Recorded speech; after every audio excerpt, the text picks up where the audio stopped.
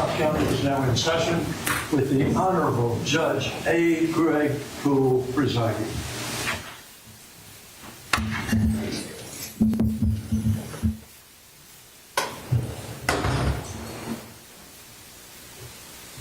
I'll have a seat.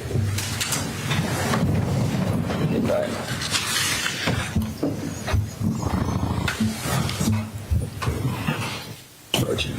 Morning, Judge. Court will call for consideration that matter concerning the state of Georgia versus Mahendra Patel. This is 25 CR 01090, and to have the defendant nearly in the courtroom.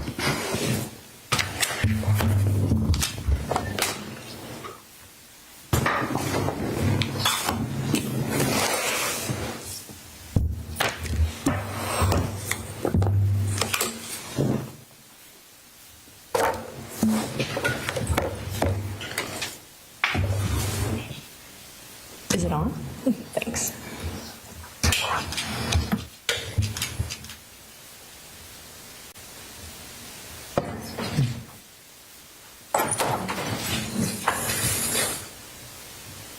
Record can reflect that the defendant is now in the courtroom. Let me just put on the record, since we're allowing some people to witness this via Zoom, my name is Judge Greg Poole. I'm in courtroom 6400 of the Cobb County Superior Courthouse. This is an open courtroom. The doors are open to the public. They're free to come and go as they please. And we don't expect anyone to be testifying via Zoom. I've just allowed certain people to witness via Zoom. And with that, who's representing the state? I will be today, Your Honor. Mr. Evans? Yes, sir. Thank you, Jesse. And we're here for the motion for bond. And I just let everybody know I have an incredibly busy day. This isn't my only case, and I slid it in at 11:30 just as a courtesy, basically. So I know there's a stack of other motions. Do we anticipate needing anything other than the motion for bond? No, Judge. Well, when we had asked the court about that as well, and nothing, it was our interpretation that nothing else would be heard today. I talked to the state about one issue regarding a protective order, and I can address that in my argument for bond as well. Okay. Well, having said that, I'm ready. Ms. Merchant. Great. Thank you so much, Judge. And Judge, thank you for letting some people in support appear by Zoom. Also, the jury assembly room has been opened for other supporters. We have right now about 150 people down there, and they're still pouring in. Made sure that was open for you. Thank you so much. We appreciate that. Judge, we are here because the state has accused Mahendra Patel, and he goes by Mick, but Mick Patel, of, at first it was kidnapping, and then it moved to attempted kidnapping. So he was arrested on March 21st of 2025 for an incident that allegedly happened at a local Walmart on March 18th. The officer took out a warrant for kidnapping, not attempted, assault, and battery. Subsequently, the state indicted that case on April 3rd. We had a bond and probable cause hearing scheduled for April 16th, but when the state indicted it, they indicted it for attempted kidnapping and then misdemeanor assault and misdemeanor bond. So we were not able to have that bond hearing. Mr. Patel was not given bond at first appearance. At that time, he was charged with kidnapping of a minor. The state essentially is alleging that Mr. Patel had an interaction with a lady named Caroline Miller at this local Walmart. They've said that Ms. Miller was pointing out to Mr. Patel where the Tylenol was in the store, and that Mr. Patel grabbed the child and started pulling the child away from Ms. Miller. Ms. Miller has said that they engaged in a back and forth and a tug of war, as she described it, for 10 seconds before she was able to finally get the child back. Luckily, we have video. The video shows that Mr. Patel did lean in to Ms. Miller and her child. They were in a handicap scooter, mobility cart. There's different names. She is admittedly not handicapped, has admitted to that publicly, and was riding it because her child enjoyed it, sort of like a joyride. He interacted with her. We'll show you the entire interaction, but the relevant, super relevant portion is less than 5 seconds. Before he actually. Less than 5 seconds? Less than 5 seconds. Okay. And I'll walk you through that. It's about a 5-minute clip, and I'll walk you through that in a moment. But we're very lucky that we have that. So Ms. Miller pointed to where the Tylenol was. Mr. Patel went, got the Tylenol, and the video couldn't be clearer. Mr. Patel did not try to kidnap this child. what it shows, just to walk you through the timeline, because I think it's important, it shows starting at 8:17, you can see Mr. Patel entering the Walmart. And I'm going to show you parts of this, not all of it, but, and if you want to see more of it, we can show you all you want, but what we've done is pull out the relevant parts. So he enters the Walmart at 8:17, then at 8:18, you can see him enter the pharmacy area, and then you can see at 8:19, he's looking for the Tylenol. So, and at the same time, he had his cell phone, and he was actually texting his daughter, who's here, because he cares for his 86-year-old mother, who has osteoarthritis and requires a special kind of Tylenol. So it was this rapid-release gel Tylenol. He was trying to find it, and the daughter who was helping him, the daughter who also has cared for the mother, was actually sent him a picture. So we've actually asked for the cell phone to be returned because we wanted that evidence, but the state, when we asked for it to be returned, they took out a search warrant for it, so it's still in their custody. But we've seen those, and so we know that he was texting about this Tylenol. The first interaction that he has with Miss Miller is at 8:21, and that's the first time you see them. She's in this scooter. He's got his hands in his pockets. This is what I'll call the first interaction. Then you see her sort of puttering along in the mobility cart, and you see her sort of clip the corner. There's an end cap display case. Sort of clip the corner of that end cap display case, stop, and at 8:21 and 45 seconds is when you see Mr. Patel lean in. And what we've talked to the witnesses and how it's sort of been described by a lay witness was like a father, like the child's reaching for Mr. Patel like a dad, you know, like if you walk up to a baby and they reach for you. And Mr. Patel leans in and reaches for the child like a father would, is how it was described. Mr. Patel offered to hold the baby while she got up to show him where the Tylenol was, to point, because she's trying to point at that time. And he believes fully that she's handicapped, and she's got two young children. One is actually at her feet. So it's this mobility cart with, you know, with the basket that you're supposed to put groceries in, and then one child's actually at her feet, and the one's sitting on her lap. Thinks that she needs help. He's been described by many people as a very friendly older gentleman. Leans in. You can see this, you'll see this, leans towards him. Miller leans back. He immediately backs up, puts his hands back in his pocket. You see him back away at 8:21 and 51 seconds, put his hands back in his pocket, and she actually continues to stand up, point out where the Tylenol is, and he continues to walk towards the Tylenol. At 8:21 and 57 seconds, you see him leave and go to the Tylenol. Then less than 5 seconds later, you see Miss Miller back up. She actually backs into the display case at this point. The display case visibly moves. Then you see her run over her child's foot. Her child actually does fall out of the cart. She runs over the child's foot, and another bystander who's there, who had witnessed the other interaction with Mr. Patel earlier, he had been right there within arm's reach. The gentleman who described it as like a father, you know, interaction. That gentleman jumps in and grabs the child because the child's foot is sort of under the mobility cart. At this point, that gentleman, and his name is Mr. Leyva, he's on the warrant, so that's public record. His name is Mr. Leyva. So he is talking with Miss Miller at that point, and then you see Mr. Patel sort of have a brief interaction with them as he's walking to get another employee. So this is the second interaction, but the first interaction after this alleged kidnapping. Mr. Patel then goes and finds a Walmart employee, and this is at 8:23 and 09. The employee comes back and takes him to find the Tylenol. Miss Miller's creeping along, and Mr. Patel and Miss Miller walk past, Mr. Patel and this Walmart employee walk past Miss Miller in the mobility cart. She says nothing. Mr. Patel goes, gets the Tylenol with this employee. So this is the third interaction. He finds the Tylenol. He leaves the pharmacy area. And at 8:25 and 19 seconds, the fourth interaction with Miss Miller, he walks past her and he shows her the Tylenol. Like, hey, look, I got what I was looking for. You know, like everybody had been helping him. Nobody could find this Tylenol. He shows it to her and she gives him a thumbs up. Then you see at 8:27, Miss Miller is talking with that same Walmart employee. At the same time, you see Mr. Patel waiting in line to pay for the Tylenol. He pays with his debit card. He gets it in a bag, he walks towards the exit, and then you see him for about 30 seconds talking with a Walmart employee, you know, the people that check your receipts at the end, joking, talking with that employee, taps him on the shoulder. You can see he is friendly with everybody. Talking with all the employees, you know, things like that. He's a very friendly gentleman, you can see that. The entire interaction that Mr. Patel was in Walmart was 11 minutes. He interacted with Ms. Miller 3 times after she claims that he snatched her baby.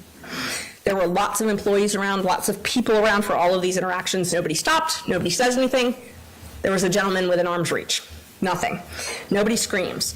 Ms. Miller waited 5 full minutes to actually tell a Walmart employee. The employee had to try to convince her to call the police. We've interviewed this employee, said it was very surprising, didn't know why she didn't want to call the police. She just wanted to report it to Walmart. She waited a full 30 minutes to actually call the police. She was outside with her father and called and said, hey, I'm sorry it took me so long to call you, but I got my baby back. Mr. Patel didn't flee. Mr. Patel was in for a while after this alleged interaction. He was in Walmart for almost 10 minutes after this alleged interaction, still looking for the Tylenol. He talked to at least 3 employees after this alleged interaction. So during this time that the police have said that he fled, he remained in Walmart for a full 8 minutes. He talked to 3 different employees, and he passed Ms. Miller 3 times. He used his debit card, and then he waited at the door and talked to an employee for over 30 seconds. I'm going to show you if you want to pull up. So what we've done is we have a couple different videos. One of them, because nobody wants to watch 20 different surveillance videos, one of them shows Mr. Patel coming in, and if you want to go ahead and start playing that. And then I can show you the exact interaction. Judge, if I could be heard, this isn't a trial to bond hearing, and so I would encourage the court to consider the legal bond considerations. I'm not sure that this is pertinent to that. If they want to submit this for the court's review, if they believe that they can articulate why it's pertinent to the issue of bond, which is the narrow issue we have today, I can understand that, and we can have that discussion. But if we're just playing videos to try the case in a bond hearing, the state would object to that. It's not relevant. You have a relevancy objection. Judge, I can't imagine anything that's more relevant than a video of the alleged incident. If you were trying to determine bond and you had a video of what the accused is accused of doing, that could potentially be the most relevant information you would ever have in a bond hearing, whether or not someone actually did what they're accused of. And the other thing is the state has alleged that he fled. That's been alleged from the beginning by the police. There's no, part of the bond factor is significant risk of fleeing or failure to appear in court. No. Is he a danger or a threat to anybody? You need to watch the video. He's not. He's clearly not. Is he at risk of committing any future felonies? No. I mean, I think it's highly relevant, and I would imagine the court would want to see this. Well, I'll overrule the objection. As I read the pleadings, I looked at it as possible evidence that he would come to court, that he is not a flight risk. Of course, I haven't seen the video, right? So I don't know what it's going to show me, but I'll let you do that. And just so everybody knows, I have my own monitor down here. I'm not staring at the floor. So wonderful. I'll let you do that. Thank you so much. All right, and this is the compilation. So the reason that we did this part is to kind of show the timeline. You can go ahead and play it. The timeline for the court when Mr. Patel enters the store at 8:16. And then you can see him walking, and he's on his phone, texting his daughter, which can be corroborated by the phone when we get it.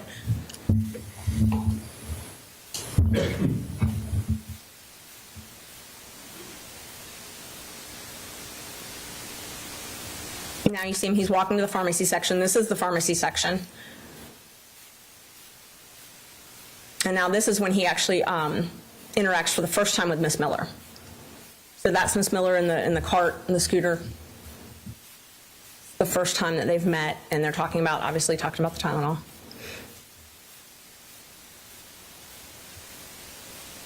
And so the gentleman, you can see a gentleman in an orange shirt behind them. That's the gentleman I was talking about. That's the witness. His name is Mr. Leyva. All right. He's the one that later assists. All right. And witnessed the whole thing.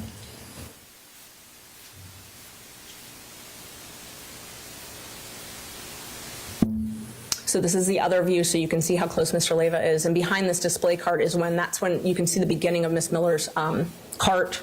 So the incident, the alleged incident, is happening now. Here's the other view of it, flipping back so you can see both views. That's the alleged incident right there.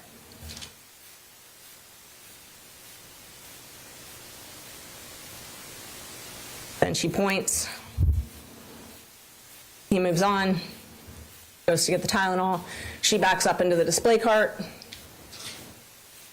She's laughing, joking with this gentleman. This is literally a split second after this alleged kidnapping. You see her child kind of get off the cart. She runs over the child's foot. The guy jumps in to help. She was having trouble with the cart. I mean, everybody says that. All of this is after this alleged kidnapping has taken place.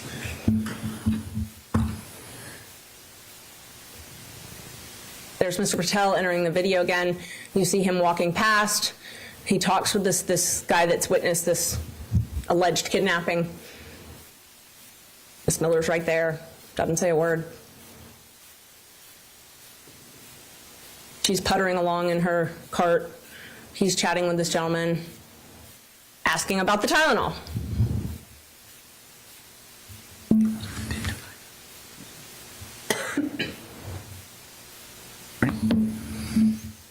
This gentleman speaks Spanish, so the communication's a little bit difficult there. Mr. Patel goes to try and find a Walmart employee. He walks past Miss Miller again. There's that other interaction I mentioned, the third interaction, walks past her to find a Walmart employee.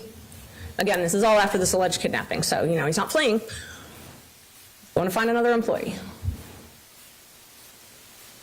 There's the employee walking him back to the Walmart pharmacy to show him where the Tylenol is. So you can see Miss Miller puttering along in her cart in the back of this video. This employee shows Mr. Patel where the Tylenol is.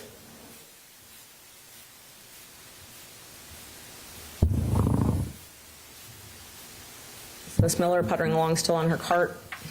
Mr. Patel walks past her, shows her, look, I got the Tylenol. She gives him a thumbs up.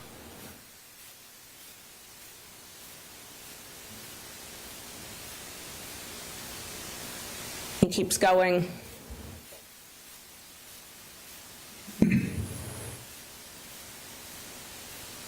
That's when, at 8:27, that's when she first told this Walmart employee about this. At the same exact time, Mr. Patel is paying for his Tylenol, so he's still in the store. And you can see if you zoom in, and we didn't do that, but it's the rapid release Tylenol. It's a special gel Tylenol that it's the exact same label that his daughter texted him a picture of to buy.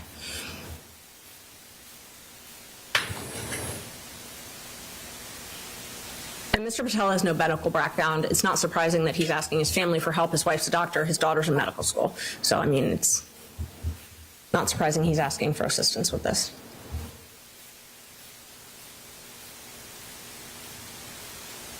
Pays with his card in his name, linked to his bank account.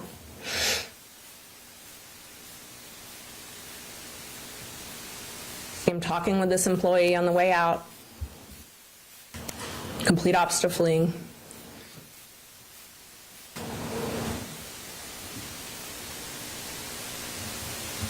I mean, he's like the typical elderly gentleman who talks to everybody at the store.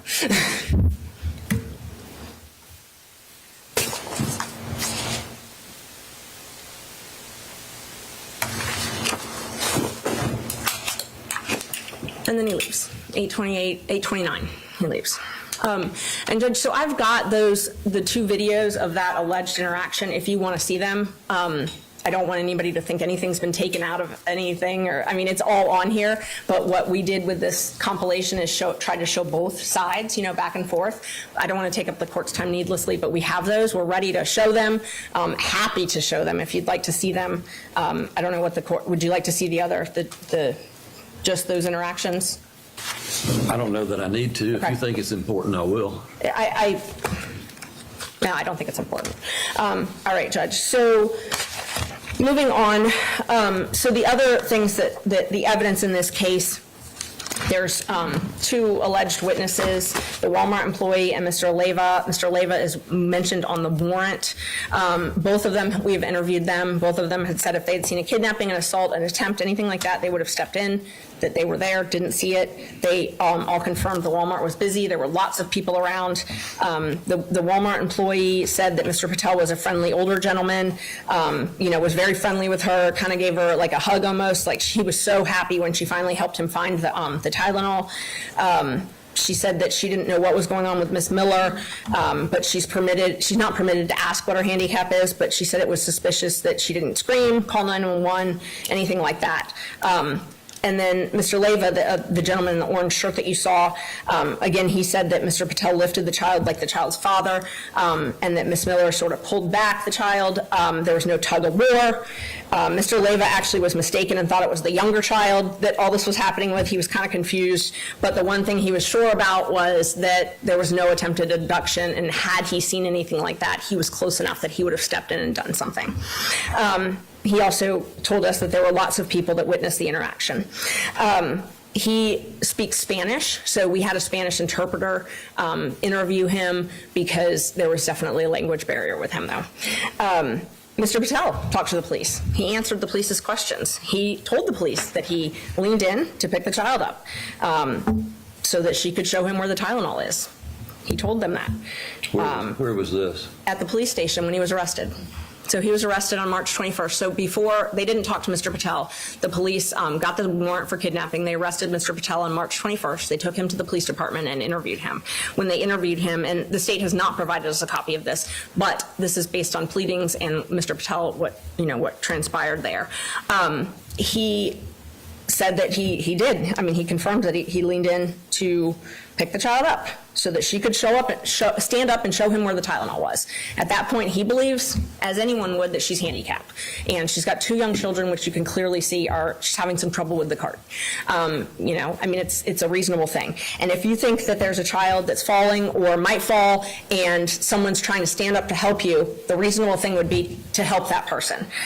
The state in one of their pleadings pointed out that he did not tell the police specifically that he thought the child was falling, but nobody asked him that either.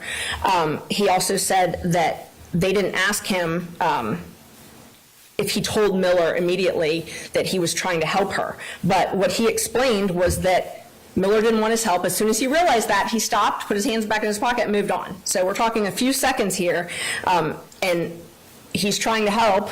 She says she doesn't want his help. He pulls back. You can see it. I mean, you can see it on the video.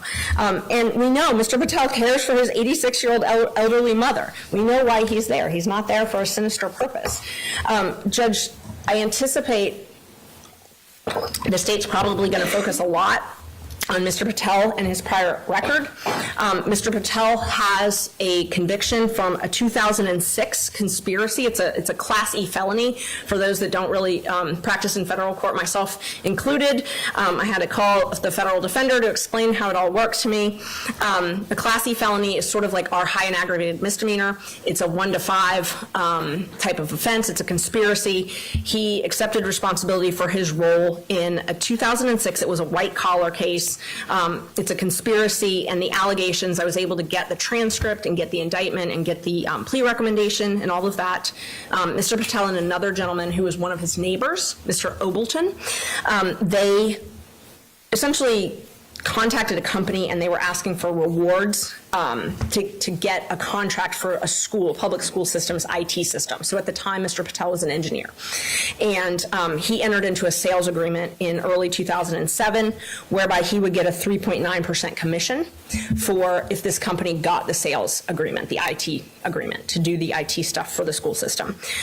In March of 2008, he did receive a sales commission for this. And so those are the 3 overt acts for his role in the conspiracy. I wanted to make sure I knew that so that I could explain, the depth of it, because I assumed it would be a big deal to the state. Everything else was contributed to Mr. Obleton, but Mr. Patel helped the government convict Mr. Obleton. In exchange for that, he was granted leniency. He pled to the Class E felony. It's considered the least serious of all federal crimes. He paid all of the money back, not just the money that he gained. He actually paid Mr. Obleton's money back also, and the case was terminated early. So we would actually submit that shows that he is in compliance with court orders and helps with bond, because not only did he pay what he owed, but he paid what Mr. Obleton owed the government back. He reimbursed them in due course early, and his probation was early terminated. He has another case from 2020, a reckless driving conviction. In that case, he accepted responsibility for the reckless driving. He completed all of the conditions that the court asked him, and he actually did such a good job and did it so early that his probation was early terminated after just 6 months.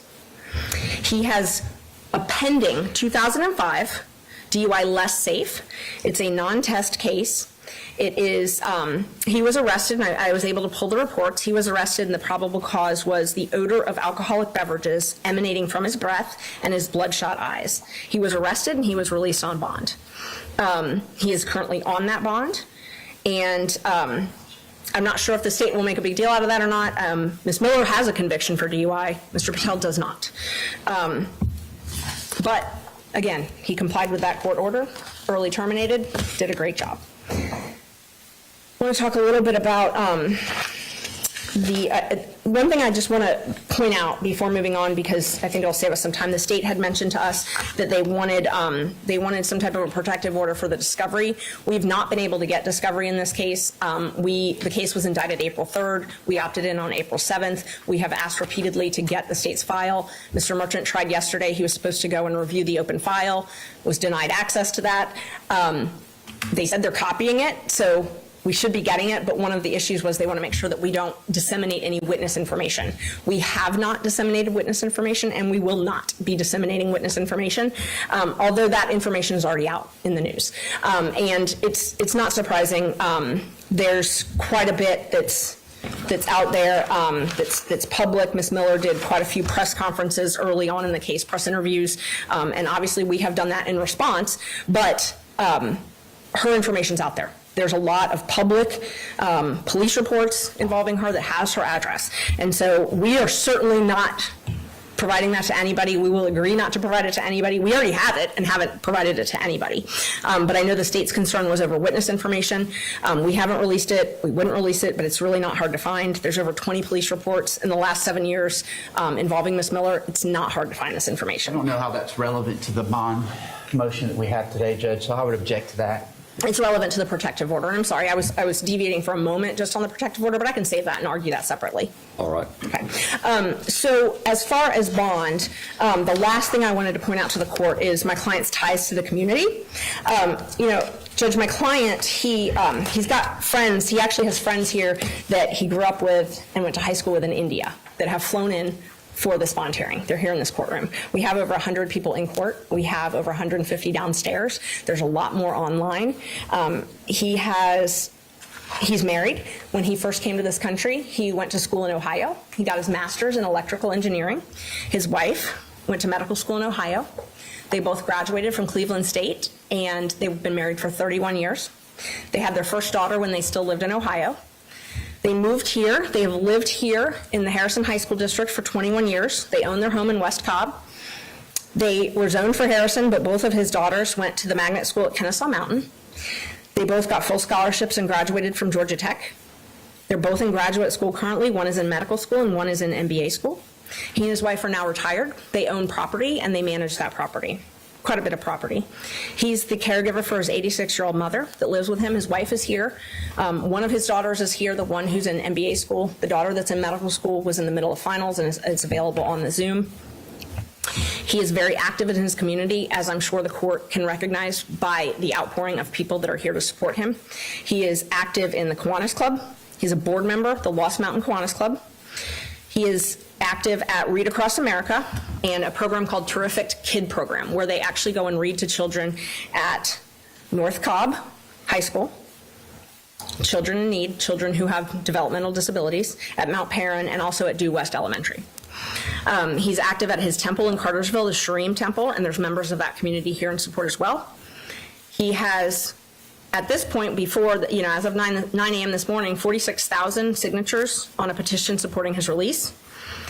There's been letters written in support of his release from the South Asian Bar Association, the Cobb County Democrats, the Cobb County Republicans, the Hindu American Foundation, local medical providers, and I could go on and on. I honestly can't keep up with all the people that have reached out in support. He has members of his family here, his wife, his daughter, uncles, aunts, cousins, friends, schoolmates, members of the community, his neighbors. His neighbors have contacted us multiple times and just can't believe that he's in jail. His house is the house where the bus stop is, and all the kids like to wait for the bus at his house. And so he's got neighbors here in support of him, just a lot of community support. So, Judge, we would ask that you release him on bond. How old is he? How old are you? 57 years. 57. I was going to say 56. I forgot. He had a birthday 2 weeks ago in the Cobb County Jail. So he is now 57 years old. He's been in the Cobb County Jail for 6 weeks without a bond. And we would just ask that you release him on bond, Judge. And if there's anything else you want to know about him. In what amount? $10,000, please. Thank you. Thank you. Mr. Evans? Yes, Your Honor, thank you.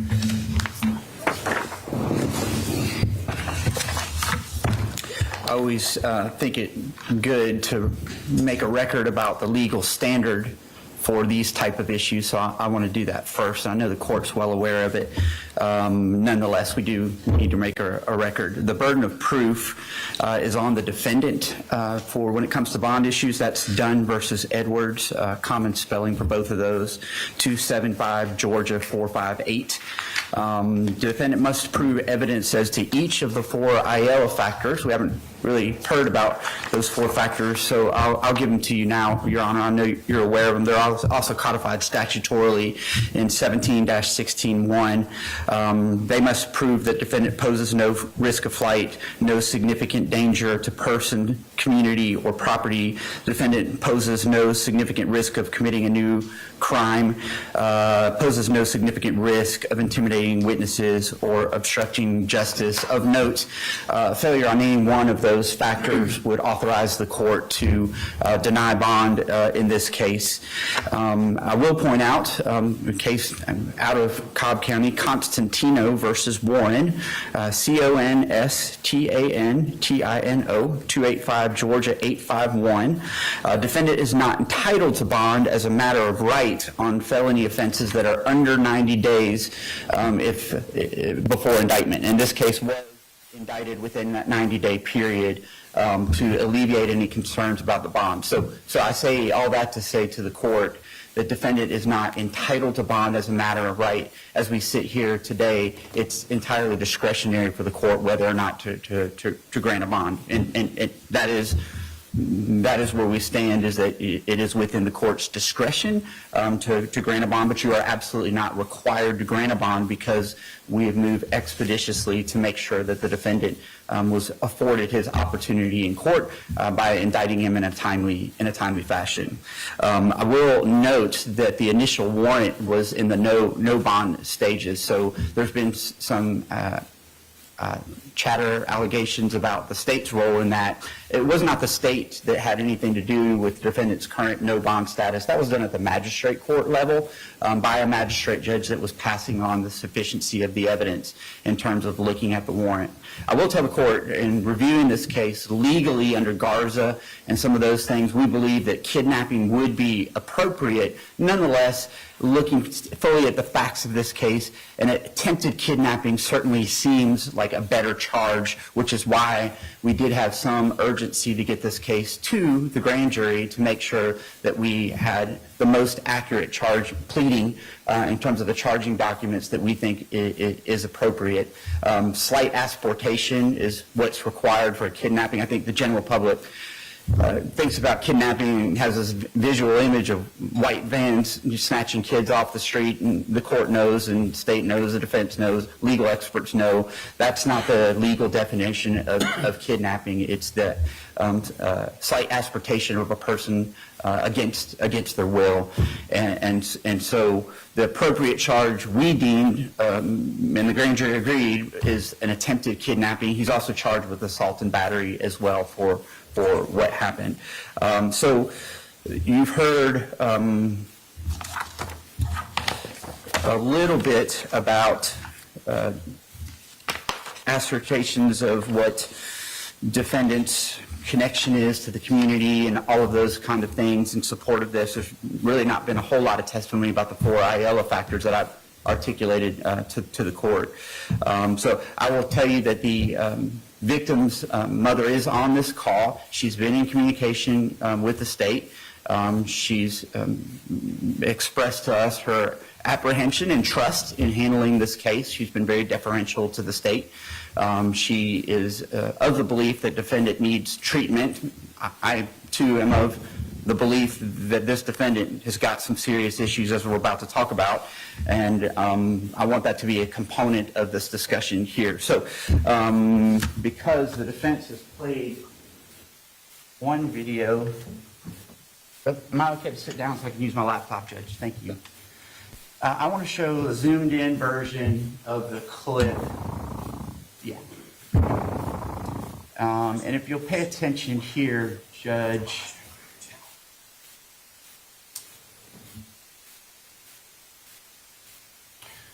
When you zoom in on it, you can actually see a defendant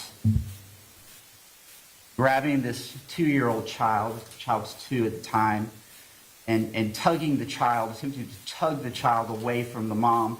I'm going to show you a still version in a second, too, that actually shows the child's legs hanging over the lap of his mother as the mom tries to pull her child back to her lap. You can see he's kind of inner space. I know there's a narrated, edited version that was presented, by the defense, and sure, the state would say if you don't take a closer look, it might cause concerns, but when you do take a closer look, you can see him tugging on this child, and there's the legs, before mom is able to regain control of her 2-year-old and bring the 2-year-old back to her lap. So here's the actual, you can see the legs of the child dangling as Mr. Patel tries to pull the child away.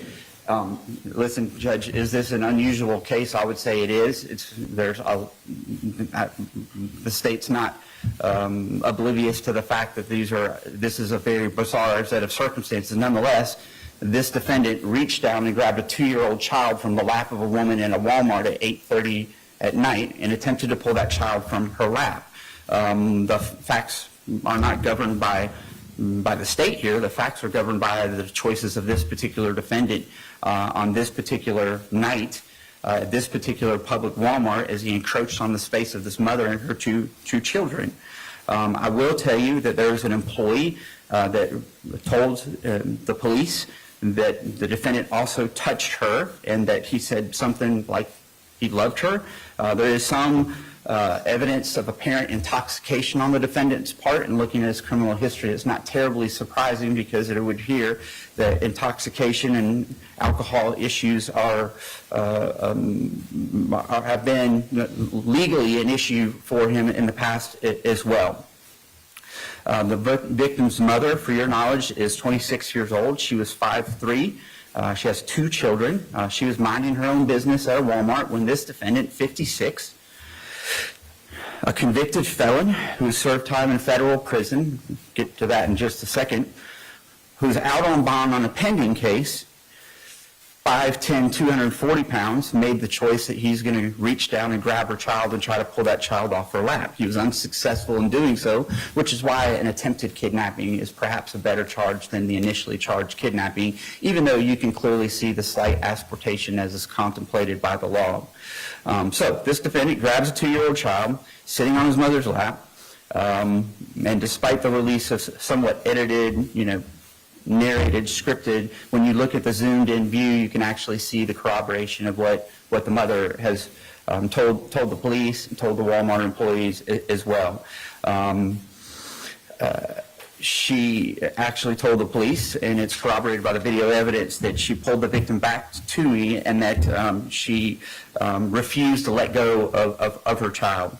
I do want to talk a little bit about defendant's statement because he made a number of admissions that we really haven't talked about in this case. So he was interviewed by the police. It was admittedly a couple of days later. So the police issued a BOLO, or be on the lookout, the day of, trying to identify him. And it was only through looking at some flock camera video and some video surveillance that they were finally able to piece together who this individual was. So it happened on the 18th of March, and he wasn't arrested until the 21st in a neighboring jurisdiction before he was transported to the police for his interview. So we can call that whatever you want. He certainly didn't stay on the scene, but when you talk about his admissions, I think they're telling as to where his mindset is into what he had done prior to his arrest. So, though those statements are somewhat self-serving, he admitted that he grabbed the child.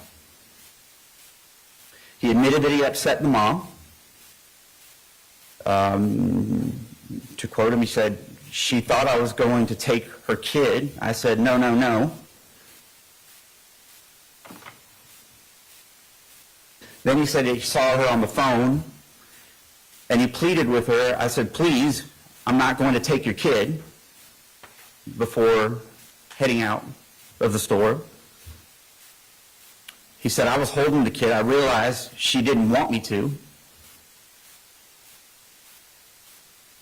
He admitted that he realized she was afraid that I was taking her kid. Defendant Patel was confronted by the police and said, "You're a stranger to this child, Mr. Patel. Why are you touching this child?" And he admitted thereafter that he had scared the mom and nonetheless left the Walmart anyway. At the tail end of his interview, he said that he wanted to apologize to her for what he had done. So there are some admissions that really go towards kind of the consciousness of guilt in that short clip that was just played for the court that are somewhat, they corroborate what Mama said, that she was scared by a man that was trying to grab a 2-year-old child from her lap, and he admitted that his conduct had placed her in that apprehension as well. So, we do have safety concerns because of all the media that has been generated by this case, largely because of things, candidly, that the defense has put out, which is why we filed the motion for the protective order. Our preference is not to try these types of cases in the media, but instead to have full, fair, transparent court hearings to deal with these things. The fact of the matter is that this mother was with her 2 kids minding her own business, and this man, Mr. Patel, made a decision to grab a 2-year-old child from her lap at night in a Walmart. Even the witness who was interviewed by the police on the next aisle said that he was essentially unnerved by what he had seen and wanted to share that with the police as well. There are 2 separate 911 calls, one placed by the victim's mother, one by Walmart employee. Of course, you've now seen some of the video. I've told you about the Be on the Lookout that was issued the night of as they tried to identify who this stranger was to this woman who tried to grab her kid from her lap. And fortunately, thanks to our advances in technology, I'm sure the court's aware of it, Flock, for our purpose of our record, as a license plate reader, we're able to identify the defendant and realize, well, this is a man with a criminal history who's out on bond for a DUI that's pending in state court, and that's what prompted police to be able to go locate him, pick him up, bring him in for the interview where he made these admissions that I've articulated to the court about his conduct and about what he did. There is evidence to support that he probably was intoxicated at the time. The delay in getting to him, though... I object. There's no evidence of that at all. Sure. The description by witnesses suggests that there's something going on with him, that he may have been intoxicated, and certainly his criminal history, as I'm about to present that to the court, would show that there is a history of problems with alcohol use. Based on the Walmart witness and what the victim described, we certainly have reason to believe that he may have been intoxicated at the time. Of course, he didn't stay at the Walmart, so we weren't able to get a blood draw or anything like that. All right, so I do want to talk about criminal history. Oh my God, you're going to give me something?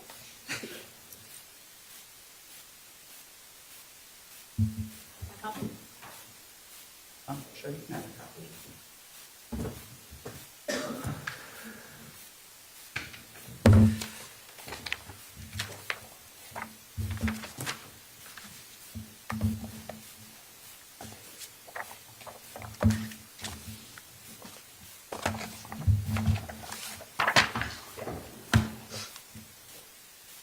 And this is the motion in state court. Actually, I need that one because it's highlighted. You can have this one. Is it the same thing? Yeah, same thing. Thank you. So, Your Honor, I'm going to provide to the court a copy of the criminal history and then a motion filed in the state court regarding the pending case that's over there as well. What you'll see on the criminal history is that defendant is a convicted felon, convicted of conspiracy to defraud the United States. He was arrested for bribery as part of that arrest as well. That was not what he was convicted of, though. It was conspiracy to defraud the United States. And while assertions have been made about the level of this, I will point out that defendant did serve federal prison time. I have not run the criminal history of everyone in the courtroom, but I'm aware of only one person that served federal prison time as a convicted felon in the courtroom, and that would be Mr. Patel. He admittedly served 6 months in prison, received looks like a 42-month sentence. He was on probation for a number of years for this felony offense that he's been convicted of.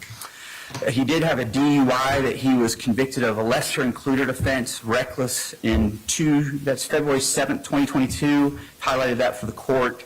I pointed out the defendant has a third arrest now pending by Kennesaw Police Department. That was December 6th of 2024. So that case is actively in the pipeline at the time defendant commits this offense at the Walmart. There are conditions of that bond that are actually attached to the solicitor's motion to revoke that bond. So that's the other document that I've handed to the court, is a motion to revoke defendant's bond in state court based on this new arrest. If you look at those bond conditions from January 28th of 2025, among other things, shall not violate the laws, shall not drink alcohol or use drugs. And we've talked a little bit about that as part of the state's presentation of the case. So that was filed, the motion to revoke bond, I believe, April the 28th. So here, while the defendant was on bond, he committed a new crime on March the 18th. And fortunately, because of our ability to leverage flock and technology, we're able to identify who this was, who this stranger was, who grabbed a 2-year-old child at night in a Walmart. And that led to his arrest and ultimately to his statement and admissions that he made on about March the 21st of 2025. So this is his fourth arrest, okay, fourth arrest, Your Honor. The fourth being while he was already on bond on a pending case here in Cobb County, Georgia. And so legally, this court is not required to give a bond. The state's of the opinion he's not a good candidate for bond based on the history that we have here.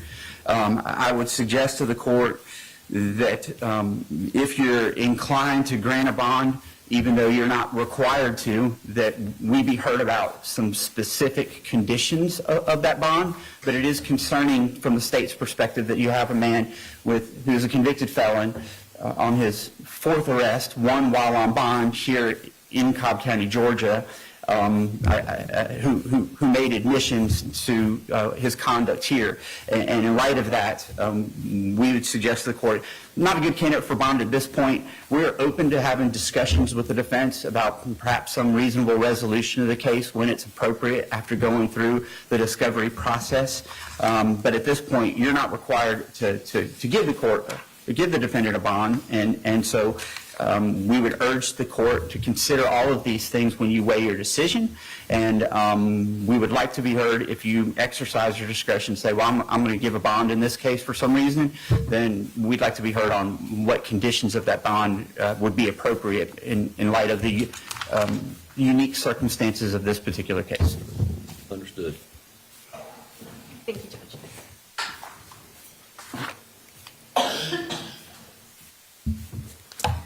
Judge, I just want to respond to some of the specific things that the state brought up.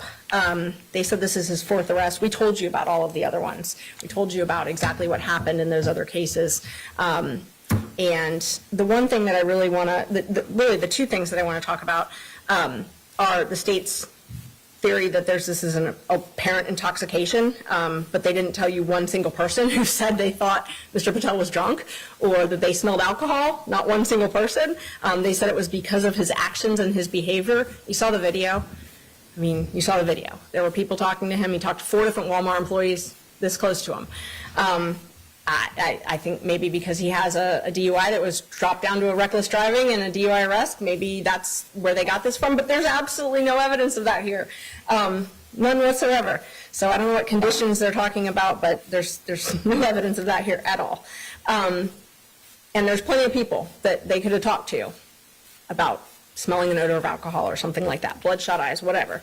The state did comment, though, on two things. They commented on my client's statement, which we have not seen, but what it sounds like is it corroborates exactly what I've told you, what Mr. Patel has told you, corroborates exactly, and that's why we filed a demurrer, because he can admit to these facts and still not be guilty of a crime. So that's why we filed a demurrer in this case, that we think will ultimately be successful. But the other thing I wanted to just touch on, we have not seen any of the state's file. We were expecting something significant today, and there's nothing.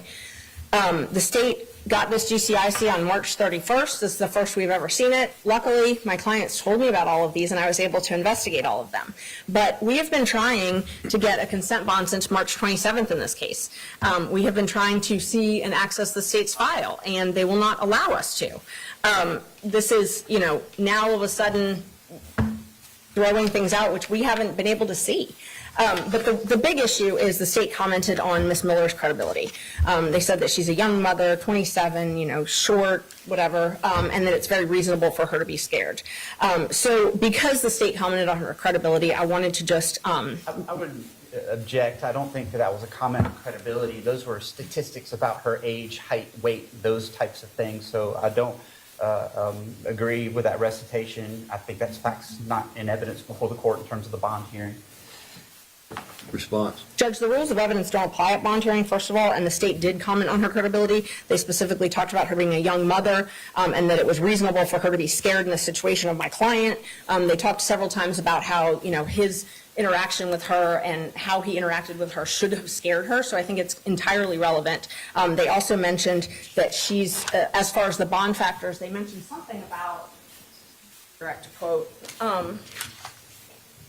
something about being concerned if he gets out on bond. Oh, the mother is on call and expressed apprehension of my client. So I think it's relevant a little bit, just a little bit. I mean, trust me, I'm not going to go through all 20 reports, but a little bit relevant to talk about her alleged apprehension. It might be relevant, but I don't believe it necessary. Okay, great. Well then, thank you, Judge. So, Judge, I do think that we have satisfied the ILF factors. We have shown that he is not a threat to the community, not a flight risk. Look at all the people here. I mean, he's definitely not a flight risk. We've tried to show you that. He's got significant ties to the community, significant property in the community, and he's just not a risk. So we just ask that you grant him bond. Thank you, Judge. Thank you. Well, first of all, let me just comment on the amount of media attention and internet attention, social media. It's always been part of my duty anytime I have a case similar to this that I do not watch local news. If I'm in the Marietta Daily Journal and I see anything that leads me to believe this might be my case, I don't read it. I don't look at anything on social media. But I must say that it's impossible to not see that it's out there, and it's been very difficult to not look at anything, but I've done my very best. So I feel like I'm going into this on an even keel with the state and the defense. I'm going to grant this man a bond. He's entitled to a bond based upon even the allegations of the state. His history here, he owns property, you said, in the Harrison District. He's educated, he's retired, manages properties, plural, apparently. He's married, he's in the Kiwanis Club. I mean, he's got all that he needs to show me that he's a member of our community and that he has ties to the community. I don't blame the state from pointing out, and you did it yourself, Ms. Merchant, that he has some convictions. He doesn't have any type of conviction that bothers me in terms of any type of violent behavior or anything of that nature. I don't see any haven't heard any evidence of any arrests for any type of sexual, certainly child sexual type arrests. I'm not worried about that. I don't believe he poses a risk to the community. The evidence from the video, and I won't comment on what I think the video really shows as far as guilt or innocence. It's not my job today. But the facts do show me that he hung around, and I don't find that he's a flight risk based upon what I saw in the video and what was just, I'll receive it as a proffer from counsel about him hanging around. I'm not concerned that the police didn't get him the same day because he's presumed innocent, and innocent people don't worry about the police coming to get him. So that didn't bother me. I'll grant a $10,000 bond. That was the number you gave me. Thank you, Judge. I don't have any problem with it. He can make it any way he wants. It doesn't have to be a cash bond. As far as conditions, let me hear from you, Mr. Evans, as to any special conditions that, I mean, I would always put in there, no drugs and alcohol, not because of the allegations that you've made, but that's every bond I do. And although I'm not a magistrate, I don't grant that many bonds because of reasons you know about. No drugs and alcohol, no contact with the alleged victim or any member of her family. What else do you want? You've nailed almost all of them, Judge. No contact with the victim, the family, that Walmart in particular, I would say. Don't go to that Walmart. Sure. Drug, alcohol evaluation, treatment, and screens. So I don't have enough to make me do that. Okay. If you know, if he picks up another problem with alcohol, then he probably will be back where he is right now. I mean, Sure. so. And then the follow-up to that, I think you've already articulated, no alcohol or drugs that are not lawfully prescribed to him. Right. Yes, sir. Do you object to any of those conditions? No, Judge, not at all. I'm not sure, this wasn't mentioned, but I just wanted to bring it up in advance. He has a trip in August that's already been paid for. We just want to make sure that he can go on that trip because it was a trip that was originally bought and paid for, and then his father died and it had to be moved, and it's with both of his children, extended family. It's an international trip, and so that is very significant to him Well, in August. he's on probation right now? No, He's not on probation He's not, right no. now. You know, I got people in front of me that live in New York, and, you know, they certainly can go to New York. Thank you. And if I thought he was a risk, I wouldn't let him out of jail. Thank you, Judge. If you want me to put something in writing, then I'm happy to. And I appreciate that. I don't think it'll be an issue with that. Thank you. All right. Then why don't we do this? Madam Clerk, if you'll get the standard order, work with counsel, get both of them to look at it. Mr. Evans can consent as to form only, and then bring it back to me in chambers so that I can review it, and then I will come back in the courtroom and go over them and get the man's signature, and that'll take care of it.